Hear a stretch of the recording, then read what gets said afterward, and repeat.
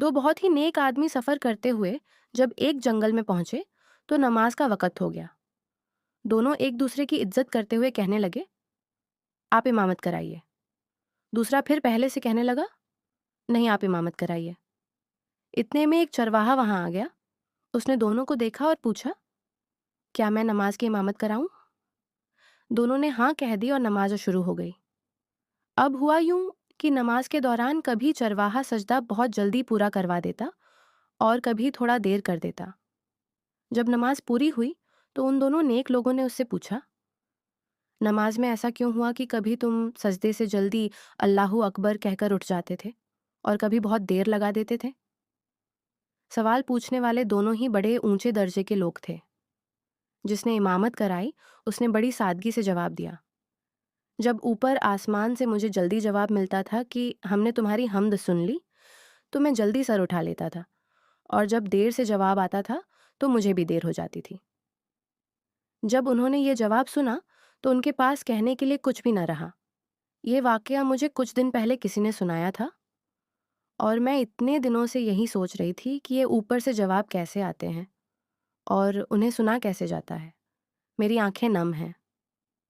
मुझे ये बात आपको पहले ही बता देनी चाहिए थी, लेकिन जो बात मैं खुद महसूस न कर सकूं वो आप तक पहुंचा नहीं पाती। I am just in love. मैंने बहुत सोचा, बहुत गौर किया।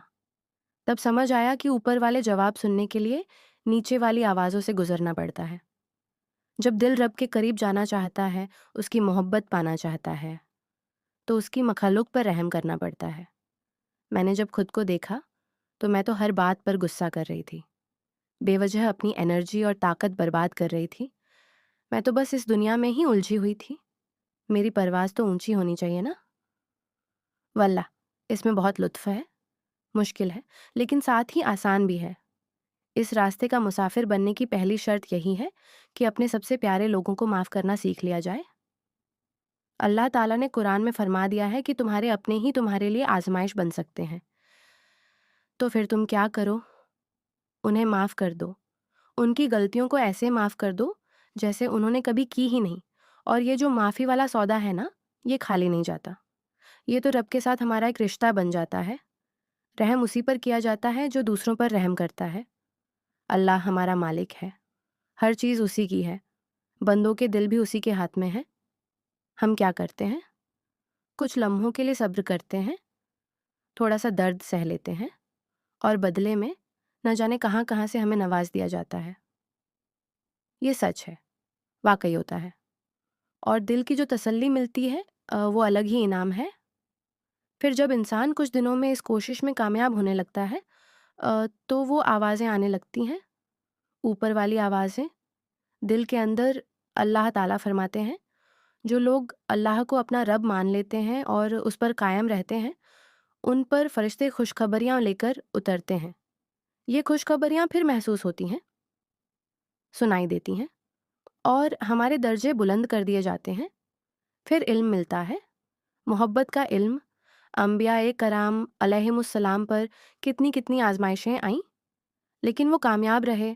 हमारे प्यारे नबी सल्लल्लाहु अलैहि वसल्लम पर पत्थर बरसाए गए, और फिर क्या हुआ? उन्हें मेराज जैसा इनाम अता किया गया।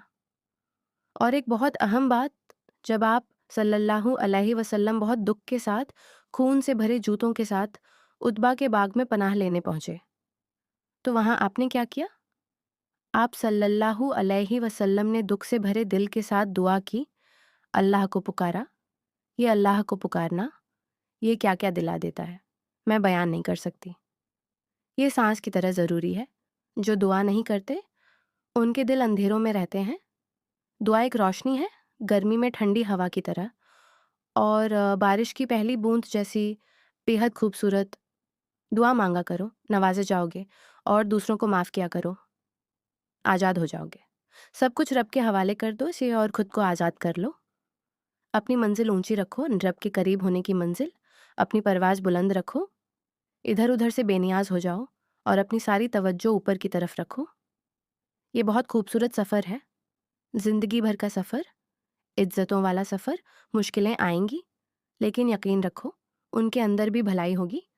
और सफ़र शुरू करो, और इंशाअल्लाह بہت جلد اپریل کے بیچ میں ہم دعاؤں اور اسماء مبارک کا ایک نیا سفر بھی شروع کرنے والے ہیں۔ میں اس سفر کے لیے بہت پرجوش ہوں۔ اللہ تعالیٰ ہمیں ہمت اور استقامت عطا فرمائے، آمین۔ سلامت رہیے، مسکراتے رہیے اور ذکر کرتے رہیے۔ جزاکم اللہ خیر۔